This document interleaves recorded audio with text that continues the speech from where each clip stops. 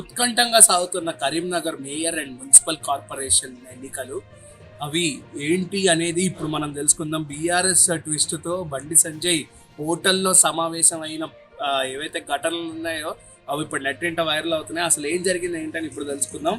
So municipal corporation ఎన్నికలకు సంబంధించి ఈ రోజు మేయర్ చైర్పర్సన్ ఎన్నికలు జరిగాయి. అవి ఆల్రెడీ మనకు జరిగాయి.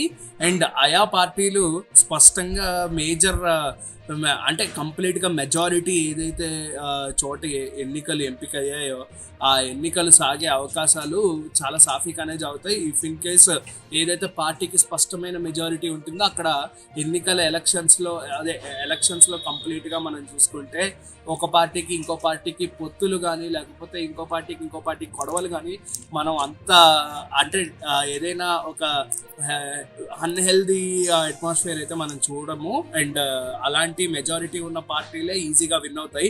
బట్ ఇక్కడ కరీంనగర్లో ఉన్న మున్సిపల్ అండ్ కార్పొరేషన్ ఎన్నికల్లో మనం చూసుకున్న కొన్ని ఘటనలు ఏవైతే ఉన్నాయో అవి మనల్ని ఉత్కంఠ భరిస్తోంది.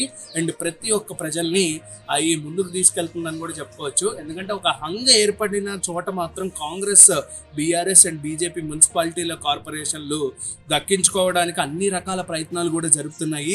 విచిత్రమైన పొత్తులు కూడా చూడబోతున్నాము మనం దీంట్లో. ఎందుకంటే 7 కార్పొరేషన్లు కరీంనగర్ ఇప్పుడు అందరి దృష్టిని ఆకర్షిస్తోంది. సో అన్ని ఎలక్షన్స్ లో అందరివి కొన్ని ఊర్లలో కొన్ని మెజారిటీలు మనం ఎక్కువగా చూసాం. కాంగ్రెస్ కి కూడా చాలా ఎక్కువగా మెజారిటీలు చాలా ఊర్లలో, చాలా జిల్లాల్లో, చాలా మున్సిపాలిటీలలో, చాలా కార్పొరేషన్స్లో కాంగ్రెస్ ముందంజలో ఉండడం మనం చూసాము. కొన్ని చోట్ల బీఆర్ఎస్, బీజేపీ కూడా ముందంజలో ఉండడం కూడా మనం చూసాము.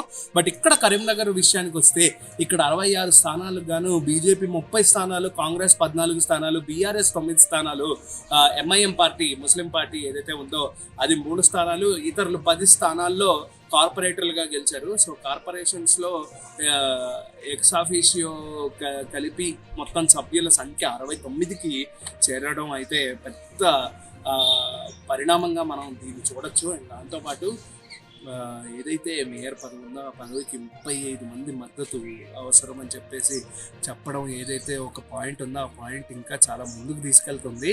అండ్ దాంతోపాటు ఎన్నికల అనంతరం బీజేపీ కొందరు కార్పొరేటర్లు చేరడంతో ఇక్కడ పెద్ద ట్విస్ట్ ఏంటంటే బీజేపీకి మద్దతు తెలుపుతూ బీఆర్ఎస్ మేము న్యూట్రల్గా ఉంటాం, మా కార్పొరేటర్స్ మీతో ఎక్కువ గొడవలు అనేవి సాగవు, మేము మా సైడ్ నుంచి కంప్లీట్గా మేము సాఫీగానే సాగుతామని చెప్పేసి ఏదైతే వాళ్ళు ప్రకటించారో, న్యూట్రల్గా ఉంటామని ప్రకటించిన బీఆర్ఎస్ ఏదైతే ఉందో మనకి సీఎం రేవంత్ రెడ్డి గారు చెప్పిన మాటలు ఇప్పుడు మనం గుర్తు చేసుకోవాల్సి వస్తుంది. ఎందుకంటే ఆయన ప్రీవియస్గా కూడా మనకు చెప్పడం జరిగింది. లైక్ ఏదైతే పాయింట్ ఉందో వాళ్ళిద్దరూ పక్కా బీఆర్ఎస్ అనే ఒక పార్టీ కంప్లీట్గా బీజేపీకి తోడు నిలుస్తుంది అని చెప్పడం ఏదైతే పాయింట్ మనం విన్నామో సీఎం గారి దగ్గర నుంచి అది ఈరోజు నిజం అవుతుంది. అండ్ ఈ యొక్క పరిణామాలు చూసుకుంటే అవి కంప్లీట్గా నిజం అవుతుందని కూడా మనకు తెలుస్తుంది.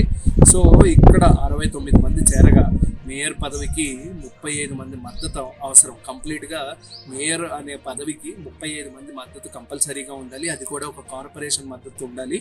సో ఎన్నికల అనంతరం బీజేపీకి కొందరు కార్పొరేటర్లు చేరడంతో బీజేపీ బలం 34 వరకు చేరుకుందని కూడా మనం చెప్పుకోవచ్చు ఇప్పుడు జరిగిన సంఘటనలు పరిగణిస్తే.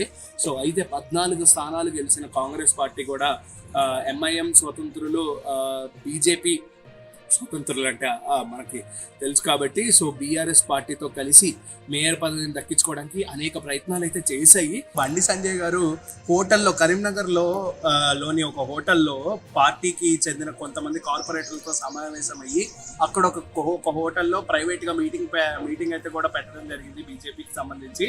సో అందులో చూసుకుంటే మనకి మేయర్ ఎన్నికల సమయంలో ఎలా వ్యవహరించాలి అనే సూచనలు కూడా ఈయన స్ట్రాంగ్గా సపోర్ట్ చేస్తూ కొన్ని రూల్స్ అండ్ రెగ్యులేషన్స్ ఎలా ఉంటాయి, మీరు ఎలా వ్యవహరించాలని చెప్పడం కూడా మనకి ఒక ఇన్ఫర్మేషన్ అయితే వచ్చింది. సో సమావేశం అనంతరం కార్పొరేటర్లతో కలిపి ఆయన కార్పొరేషన్ కార్యాలయానికి అట్నుంచి హోటల్ నుంచి కార్పొరేషన్ కార్యాలయానికి చేరుకోవడం కూడా జరిగింది. సో జగిత్యాల మున్సిపల్ చైర్మన్ ఎన్నికలు కూడా ఆసక్తికరంగా సాగాయి.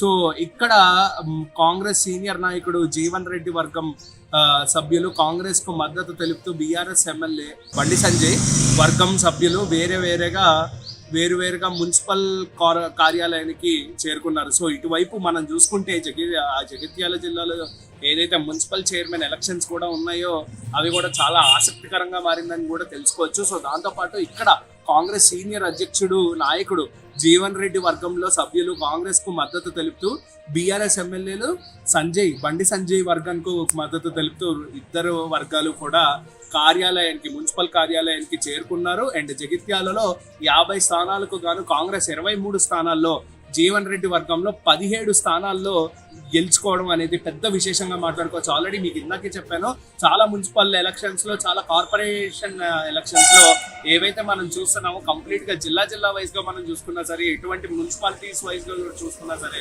కాంగ్రెస్ అనేది కంప్లీట్ ముందు స్థాయిలో ముందుకు దూసుకెళ్తున్నందులో ఎటువంటి అతిశయోక్తి లేదు. దాంతోపాటు ఇక్కడ ఏదైతే ఇక్కడ కాంగ్రెస్ వర్సెస్ కాంగ్రెస్ అన్నట్లుగానే మారిపోయింది అనుకోవడంలో ఎటువంటి అతిశయోక్తి లేదు. సో ఇక్కడ మనం చూసుకుంటే ఓట్లు అనేవి చీలుతాయా, లేకపోతే ఇందాక మనం మాట్లాడుకున్నట్టు విపరీతమైన పొత్తులు, ఏవైతే విచిత్రమైన పొత్తులు కూడా మనం చూసాము.